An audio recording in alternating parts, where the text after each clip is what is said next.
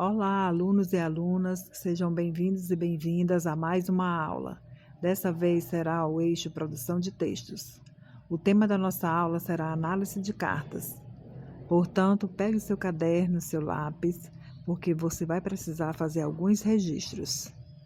Bons estudos. Vamos começar?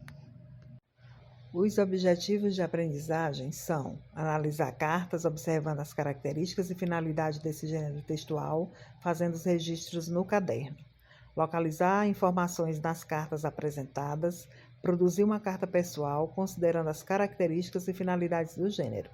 Esses objetivos é o que queremos que vocês aprendam, que vocês compreendam nessas aulas de produção de texto, ok? Para essa análise e comparação, vocês terão duas cartas. Então, leia e releia as duas cartas, analisando os elementos estudados. Primeiro, vamos fazer a leitura da carta 1. Acompanhem aí comigo essa leitura. Carta 1. Paraná, 2 de janeiro de 2016. Querido amigo Carlos, acabei de chegar, mas já estou com saudade de você e de todos os amigos da escola. Passarei o mês de janeiro aqui, no Paraná, na casa da minha avó Elisa, na fazenda Santo Antônio.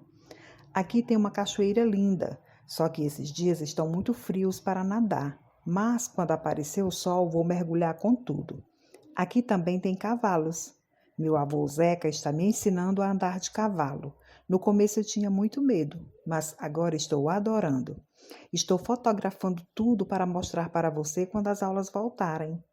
Um grande abraço de sua amiga, Júlia. Então, essa foi a leitura da carta 1. Observe os elementos que já foram estudados na aula de leitura. Agora, vamos para a leitura da carta 2. 18 de fevereiro de 2010. Excelentíssimo Presidente da República. Como é de conhecimento de toda a nação, Brasília atravessa no momento a maior crise política em seus 50 anos de existência. Tenho perfeita noção da gravidade do momento e defini, após profunda reflexão pessoal, que só me cabe um papel nessa crise. Quero ser um facilitador. Quero fazer parte da solução do problema e, para isso, de antemão, quero expressar o meu sentimento de que estou aberto ao diálogo e à moderação com todas as forças que formam o espectro político, sem preconceitos de qualquer espécie e inspirado apenas pelo desejo de servir. Respeitosamente, Paulo Otávio Alves Pereira, governador do Distrito Federal.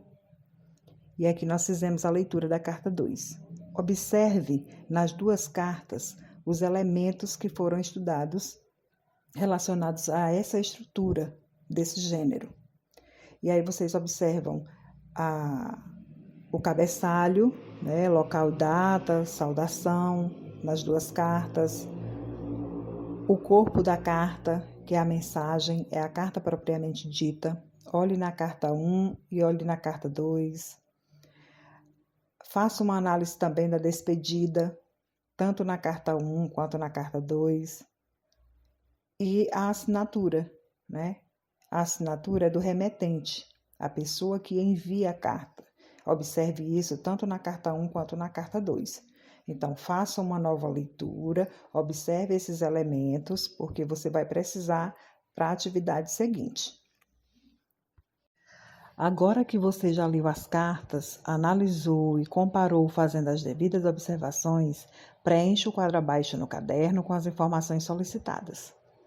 Foi feita uma tabela para que você possa organizar melhor as suas respostas. Prestem atenção. A tabela tem 3 colunas. A coluna dos elementos, a coluna para que você coloque as respostas relacionadas à carta 1 e a coluna 3 para que você coloque as respostas relacionadas à carta 2. Na primeira coluna dos elementos, nós temos destinatário, remetente, localidade, data, saudação e linguagem. O destinatário, você vai olhar lá para as cartas e vai colocar quem é o destinatário da carta 1, quem é o destinatário da carta 2. O destinatário, só lembrando, é a pessoa para quem você vai enviar a carta, ou para quem a carta é enviada. O remetente é a pessoa que envia a carta. E aí você vai olhar na carta 1 e na carta 2 quem são os remetentes. A mesma coisa você vai fazer com local e data, saudação e linguagem, sempre observando a carta 1 e a carta 2, ok?